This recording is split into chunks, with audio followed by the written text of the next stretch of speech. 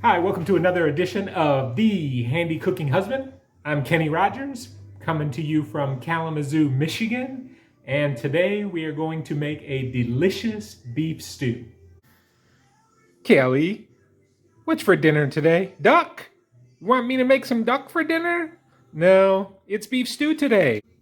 Got my cast iron skillet going over some medium heat, a little bit of butter, a little bit of oil, and I am going to brown the stew meat.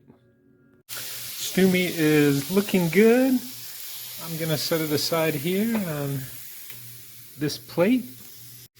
Let's start chopping some onions. Normally it would be a red or a white, but unfortunately, someone in my household made a tuna casserole and used my onion.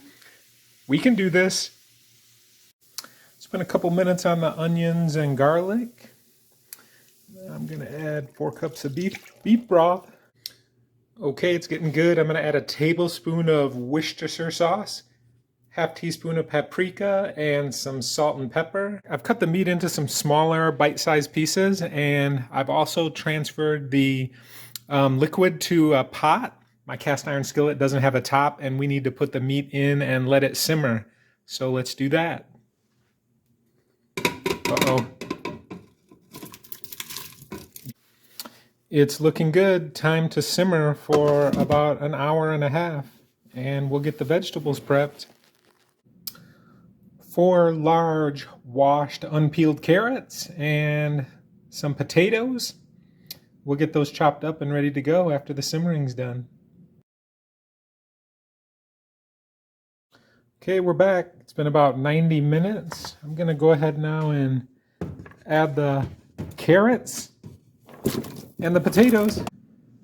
Well, the beef stew's getting close, so I'm just gonna make a small salad. I've got some cucumbers, red peppers, orange peppers, and yellow peppers, and some sweet baby lettuce. This will go nice on the side.